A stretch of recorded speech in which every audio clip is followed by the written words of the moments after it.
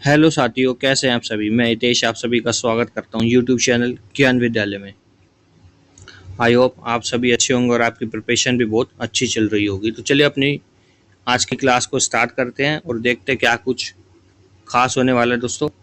और आज कुछ सिलेक्टेड क्वेश्चंस हैं, ठीक है, और उसमें कुछ न्यू क्वेश्चंस भी ऐड किए हैं। तो चलिए देखते हैं किस तरीके का पेपर या प्रैक्टिस सेट रहने वाला है। तो चलिए अपने सेशन को स्टार्ट करते हैं। यदि आप हमारे साथ पहली बार जुड़े तो प्लीज़ वीडियो को लाइक करना, शेयर करना और चैनल को सब्सक्राइब करना ना भूलें।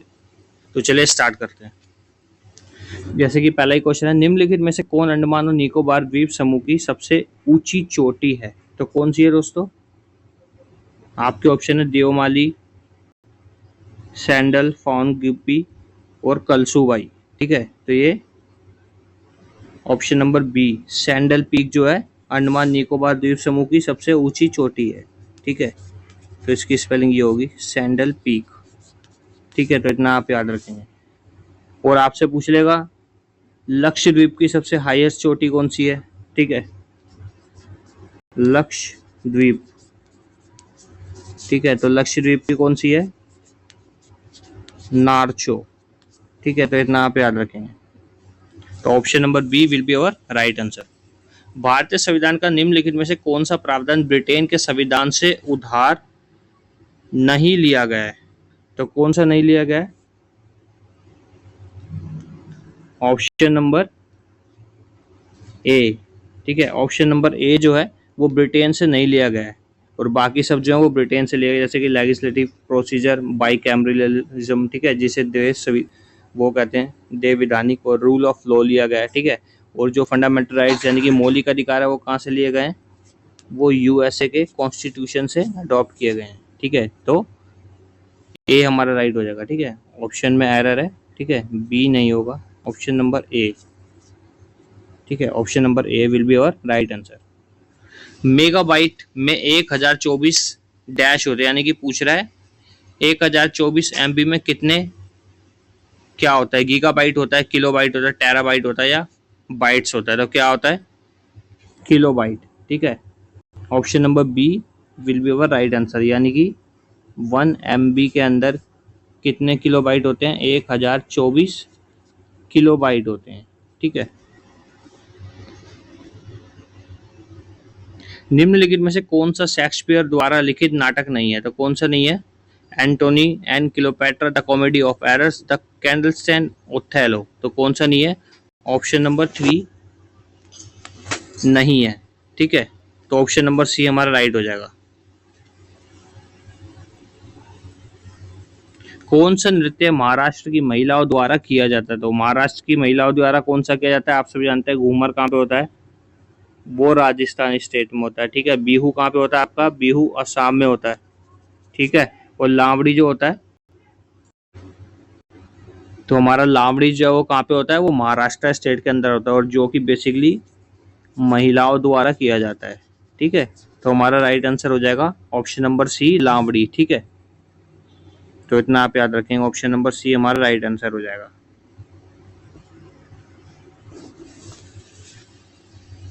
अगला देखते हैं, कर्मा योद्धा ग्रंथ पुस्तक का विमोचन निम्नलिखित में से किस राजनेता द्वारा किया गया था? तो किसके द्वारा किया गया था? आपके ऑप्शन है अमित शाह, राहुल गांधी, नितिन गडकरी और स्मृति ईरानी। तो किसने किया था? Option number A Amit Shah ji ने। ठीक है, तो option number A will be our right answer. Chandigarh अंतर्राष्ट्रीय हवाई अड्डे का नाम बदलकर डैश कर दिया गया। तो चंडीगढ़ हवाई अड्डे का नाम बदलकर क्या कर दिया गया है? शहीद भगत सिंह इंटरनेशनल एयरपोर्ट। ठीक है, तो इतना आप याद रखेंगे। तो option number B will be our right answer. Sattriya नृत्य शैली की उत्पत्ति निम्नलिखित में से किस भारतीय राज्य में हुई? तो सतरिया जो है कहाँ पे हुई थी उसकी उत्पत्ति? तो आपके असम में हुई थी। और इसी को क्या बोला जाता है दोस्तों? इसी सतरिया नृत्य को सबसे नया नृत्य है। ठीक है, ये आप याद रखें, क्या बोला जाता है इसे? नया नृत्य, या जो कि सबसे बाद में ऐड किया गया। ठीक है, बाद में जुड़ा। ठीक है, तो इतना आप याद रखें। आपसे पूछ लेगा कि भारत का सबसे नया नृत्य शैली कौन सी है या नया नृत्य कौन सा है? तो असम का सतरिया। और सबसे पूछ लेगा सबसे पुराना कौन सा है? तो पुराना कौन सा आपका? भरतनाट्यम, या फिर भरतनाट्यम का दूसरा नाम होता है सदीर। ठीक है, तो इतना आप याद रखेंगे। तो option number A will be our right answer. ICC women's T20 cricketer of the year 2023 का अवार्ड किसे दिया गया? तो किसे दिया गया?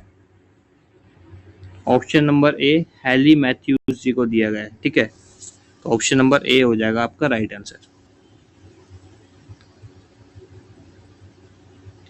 साहित्य अकादमी पुरस्कार 2023 कितनी भाषाओं में दिया गया है? तो साहित्य अकादमी पुरस्कार कितनी भाषाओं में दिया गया है दोस्तों?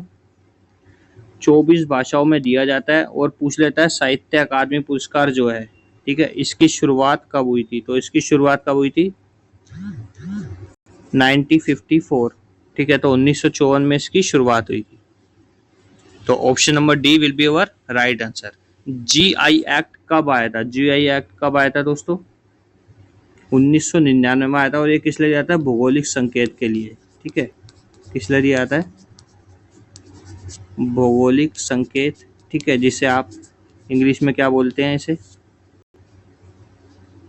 जियोलॉजिकल भी बोल सकते हैं, ज्योग्राफिक इंडेक्स भी बोल सकते हैं। ठीक है, और सबसे पहले ये किसको मिला था ये पूछ लेता है आपसे। तो किस स्टेट को और किस लिए मिला था? 2004 में दार्जिलिंग चाय को मिला था। ठीक है, तो दार्जिलिंग टी को मिला था। तो इतना आप याद रखेंगे। Option number A will be our right answer. निम्नलिखित में से किस दिन विश्व प्रेस स्वतंत्रता दिवस मनाया गया? तो विश्व प्रेस स्वतंत्रता दिवस कब मनाया था? 3 मई को मनाया था। अब पूछ लेगा आपसे, जो ये विश्व प्रेस स्वतंत्रता दिवस है, ये किस आर्टिकल के अंदर आती है? यानी कि प्रेस की स्वतंत्रता है वो किस आर्टिकल के अंदर आती है? आर्टिकल 19 का फर्स्ट पार्ट। ठीक है, तो इतना आप याद रखेंगे। निम्नलिखित में से कौन सी पुस्तक जवाहरलाल नेहरू द्वारा नहीं लिखी गई है? तो जवाहरलाल नेहरू द्वारा कौन सी नहीं लिखी गई है चेक करना हमें। डिस्कवरी ऑफ इंडिया लिखी गई है, एन ऑटोबायोग्राफी भी लिखी गई है, ग्लिम्पसेस ऑफ वर्ल्ड हिस्ट्री भी लिखी गई है, और जो सेकंड है माय एक्सपेरिमेंट विद ट्रूथ, ये नहीं लिखी गई है। क्योंकि ये किसकी पुस्तक है? ये महात्मा गांधी जी की पुस्तक है। ठीक है, जिसे फादर ऑफ नेशन भी बोलते हैं। तो हमारा option number B will be our right answer. Chandrayaan 3 में निम्नलिखित में से क्या नहीं है? तो क्या नहीं है उसमें? आप सभी जानते हैं, लैंडर भी है, रोवर भी है, और ऑर्बिटर नहीं है। ठीक है, तो हमारा कौन सा ऑप्शन राइट हो जाएगा? ऑर्बिटर वाला। ठीक है, आपसे पूछ लेगा कि चंद्रयान 3 जो है वो कब लॉन्च किया गया था? 14 जुलाई को किया गया था। और स्पेस डे कब घोषित किया गया था? जब ये सफलतापूर्वक कहाँ पहुंच गया था? साउथ पोल पे पहुंच गया था। ठीक है, तो कब किया गया था? 23 अगस्त। ठीक है, तो ये भी आप याद रखें। पूछता है कि इसको बनाने में कितनी लागत लगी थी, कितना खर्चा आया था? तो 615 करोड़ आया था। ठीक है, और ये कहाँ से लॉन्च किया गया था? सतीश धवन स्पेस सेंटर से किया गया था, जो कि कहाँ पे स्थित है? आंध्र प्रदेश में स्थित है। तो इतना आप याद रखेंगे। ठीक है, आपसे पूछ लेगा रॉकेट मैन ऑफ इंडिया किसे कहा जाता है? रॉकेट मैन ऑफ इंडिया तो किसे कहा जाता है? के सिवान को कहा जाता है। ठीक है, और आपसे पूछ लेगा रॉकेट वुमेन ऑफ इंडिया किसे कहा जाता है? तो किसे कहा जाता है? रितु परिडाल। ठीक है, तो इतना भी आप याद रखेंगे। तो हमारा option number C will be our right answer. Nauchandi मेला चैत के माह में उत्तर प्रदेश के किस जिले में आयोजित किया जाता है? तो कहाँ किया जाता है? आप सभी जानते हैं, सहारनपुर में नहीं किया जाता, मथुरा में भी नहीं किया जाता, सीतापुर में भी नहीं। कहाँ किया जाता है? मेरठ के अंदर। ठीक है, तो option number D will be our right answer. Bharat की सबसे बड़ी अलवणीय झील कौन सी? यानी कि अलवणीय मतलब जो सबसे अच्छा फ्रेश वाटर होता है, तो कौन सी है वो? वूलर लेक। ठीक है, किसे? वूलर लेक जो है अलवणीय झील है। ठीक है, जो कि कहाँ स्थित है? जम्मू कश्मीर। ठीक है, तो इतना आप याद रखें। और लेक बैकॉल कौन सी झील है? जो कि विश्व की सबसे डीपेस्ट लेक, यानी कि सबसे गहरी झील है। तो इतना भी आप याद रखें। और सुपीरियर कौन सी है? सुपीरियर विश्व की सबसे लंबी फ्रेश वाटर लेक है। ठीक है, तो इतना भी आप याद रखेंगे। तो option number C will be our right answer. Orissa के पुरी में जगन्नाथ मंदिर किसने बनवाया था? तो किसने बनवाया था? ऑप्शन नंबर ए अनंत वर्मन देव ने। ठीक है, तो ऑप्शन नंबर ए हमारा राइट हो जाएगा। और पूछ लेगा जगन्नाथपुरी मंदिर जो है ये आपसे पूछ लेगा रथ की यात्रा कहाँ निकाली जाती है। ठीक है, तो पुरी में रथ यात्रा का उत्सव बनाया जाता है, वो किसके भगवान के समर्पित है, यानी कि कौन कौन से भगवान को समर्पित है जो कि पुरी में जगन्नाथ मंदिर है, तो किसको समर्पित है वो? भगवान कृष्ण जी को, और उनकी बहन सुभद्रा, और उनके बड़े भाई बलराम। तो इतना भी आप याद रखेंगे। Option number A will be our right answer. Sindh का युद्ध कब लड़ा गया था? तो सिंध का युद्ध कब लड़ा गया था दोस्तों? 712 एडी में। ठीक है, और किस किस के बीच हुआ था ये सिंध? और एक तरफ कौन था? मोहम्मद बिन कासिम। ठीक है, तो ये भी आप याद रखेंगे। और इसी ने सबसे पहले क्या लगाया था? जजिया कर की स्टार्टिंग करने वाला कौन था? तो मोहम्मद बिन कासिम था। इतना भी आप याद रखेंगे। Option number B will be our right answer. आज़ादी के बाद 2011 की जनगणना कौन सी जनगणना है? तो कौन सी जनगणना आज़ादी के बाद? 7वीं है। और यदि आपसे पूछ लेगा आज़ादी से पहले की कौन सी है, तो 15वें नंबर की है। ठीक है, और आपसे पूछ लेगा जो जनगणना हुई थी इर्रेगुलर मतलब कि जो नियमित रूप से नहीं हुई थी, वो कब हुई थी? 1872 में। किसके शासनकाल में? लॉर्ड मेयो के। और जो रेगुलर रूप से हुई थी 1881 में लॉर्ड रिपन के शासनकाल में। तो इतना आप याद रखेंगे। Option number C will be our right answer. Olympic शब्द ओलंपिस के नाम से लिया गया है, यानी कि ओलंपस शब्द जो है वो कहाँ से लिया गया? तो ऑप्शन नंबर डी एक पर्वत है। ठीक है, क्या है? पर्वत या एक माउंटेन शब्द से जुड़ा हुआ है। ठीक है, यानी कि उसकी उत्पत्ति जो है किससे हुई है? ओरिजिन माउंटेन शब्द से। तो option number D will be our right answer. संविधान के किस अनुच्छेद में संविधान के संशोधन की प्रक्रिया का उल्लेख है? तो संशोधन की प्रक्रिया का उल्लेख किस में?